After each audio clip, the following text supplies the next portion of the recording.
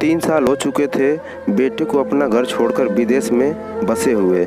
इन 3 सालों में बूढ़ी माँ और ज़्यादा बूढ़ी हो गई थी। 75 वर्ष की उम्र में सुलोचना देवी की याददाश्त काफ़ी कमज़ोर होती जा रही थी।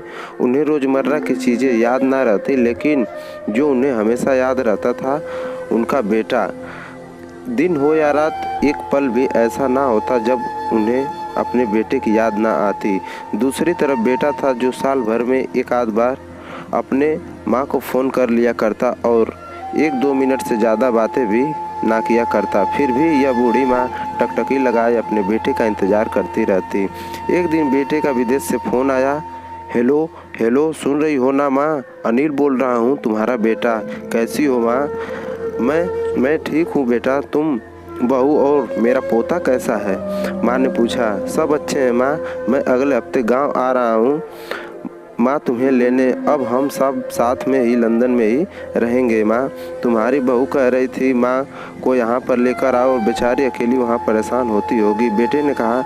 माँ की बूढ़ी सूखी आंखों में आंखें आंसुओं से भीग गई। उसे कमज़ोर शरीर के नस नस में खुशी की लहर दौड़ गई। बेटे और बहू का अपने प्रति प्रेम देखकर माँ का मन खुशी से भर आया। बेटे ने आगे कहा। माँ तैयार रहना माँ, मुझे ज़्यादा दिन छुट्टियाँ नहीं हैं। जितने पैसे लेकर रखना, तब तक मैं प्रॉपर्टी डीलर से बात कर लेता हूँ घर के लिए। घर के लिए? माँ ने पूछा। हाँ माँ, गांव का घर हमें बेच देना पड़ेगा। अब हम साथ में ही रहने वाले हैं, तो वहाँ पर घर रखने का कोई मतलब नहीं है माँ, बेटे ने कहा।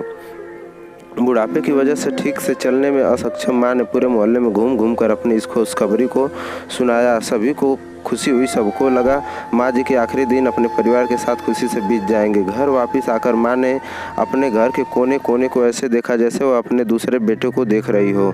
देखे भी क्यों न, उस घर को अपने बेटे से कम थोड़ी समझा था। अपने पति के साथ 40 साल यहीं तो बिताए थे, लेकिन अब मजबूर थी बुढ़ापे के आखिरी साल में बेटे और बहू के साथ बिताना चाहती थी। दिल पर पत्थर रखकर घर बेचने के लिए माँ तैयार हो गई।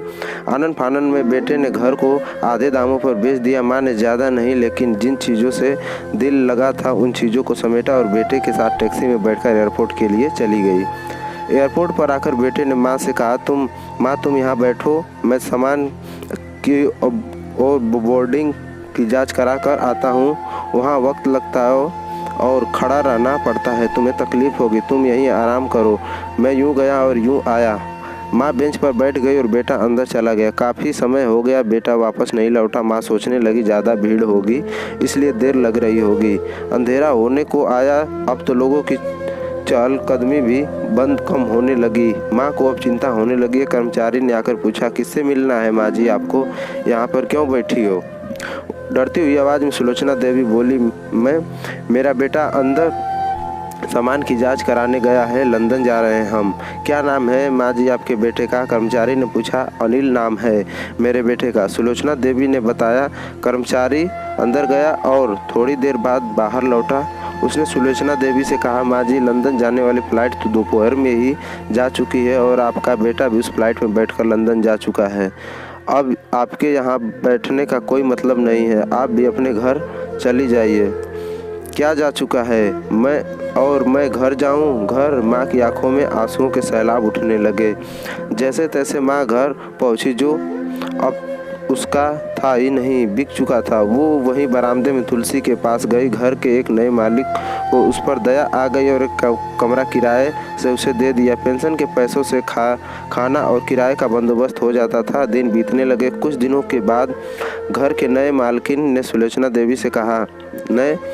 माँ जी, आप अपने रिश्तेदारों के यहाँ पर जाकर क्यों नहीं रहती हैं? इस उम्र में आपके लिए वही अच्छा होगा। अच्छा तो होगा, लेकिन अगर मेरा बेटा वापस आया तो उसका ख्याल कौन रखेगा? मेरा बेटा बहुत भोला है, उसे अपना ख्याल रखना बिल्कुल नहीं आता। मैं कहीं नहीं जाऊँगी, क्या पता कब मेरी उसे ज़रूरत पड़ जाए, माँ ने कहा।